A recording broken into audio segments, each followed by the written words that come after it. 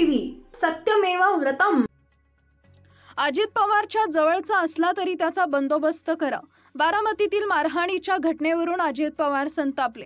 मागील 2 दिवसांपूर्वी बारामतीत 3 तरुणांनी एका युवकाला मारहाण केल्याचा एक व्हिडिओ सोशल मीडियावर व्हायरल झाला होता।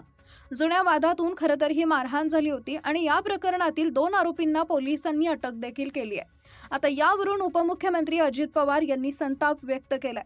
2 दुचाकीवरून 4 जण आले, त्यांनी एकाला बेदम मारलं, एखाद्याला कुत्र्याला मारलं तरी आपण म्हणतो अरे नको कशाला मारतोय, पण या पोरांनी त्या तरुणाला बेदम मारलं।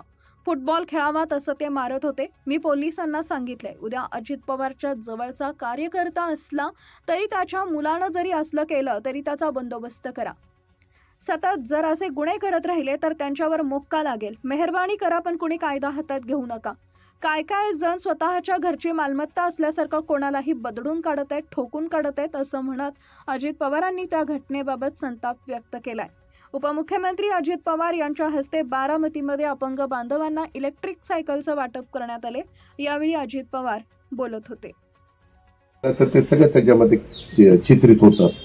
त्याच्यामध्ये एका 2 मोटरसायकलवरून 4 मुलं आली आणि त्यांनी एकाला जे बेदम मारला। तुमच्याकडे पण काही क्लिप आली असेल, पट्ट्याने काय मारतोय, म्हणजे एखाद्या कुत्र्याला मारलं तरी आपण म्हणतो नको कशाला मुक्या प्राण्याला मारतो, मरुस तो मारलं त्याला लाथा काय मारत होते, फुटबॉल कसा खेळावा तसं लाथा बोक्या मारत चाललं होतं।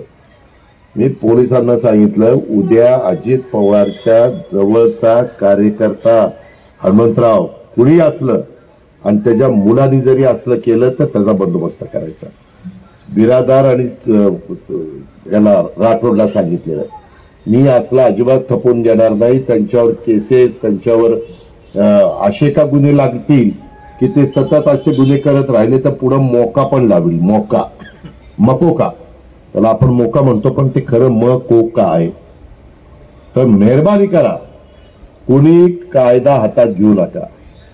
कुणी तुमचं काही चुकीचं केलं आमच्या पोलिसांच्याकडे येऊन तक्रार करा, त्यांनी आमचा विनयभंग केला, जे काही केलं असेल ते।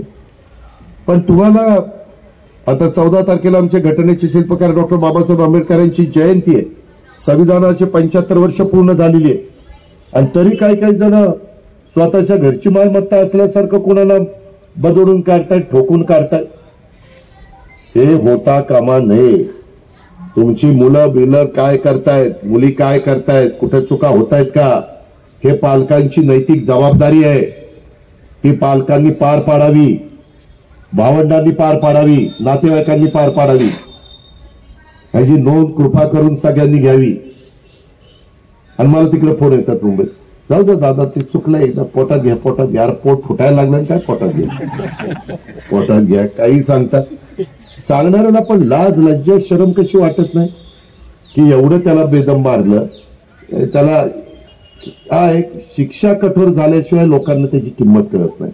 म्हणून आता जे काही वनवे आहेत, जे काही जिथं लोकांना बसायला उठायला केलंय, पार्किंगला केलंय, आता एक गाडी पण पोलिसांना देणार आहे।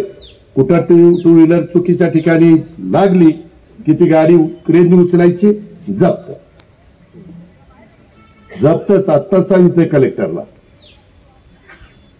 आणि पोलिसांनी पण लक्ष द्यायचं। आता पण मगाशी येताना रेमांडच्या पलीकडे गार्डन आहे, तिथं काहीतरी दुपारी काही जण वेगळ्या पद्धतीच्या गोष्टी करतायत, असं नाही चालणार। सगळ्यांना नियम सारखा, याची नोंद आमच्या पोलीस विभागाने घ्यावी, माझ्या कार्यकर्त्यांनी घ्यावी, माझ्या वडीलधाऱ्यांनी घ्यावी, माझ्या बारामतीकरांनी घ्यावी, अधिकारी वर्गाने पण घ्यावी। सगळ्यांनी ह्याची नोंद घ्यावी। पुन्हा एकदा भाऊसाहेब जंजिरे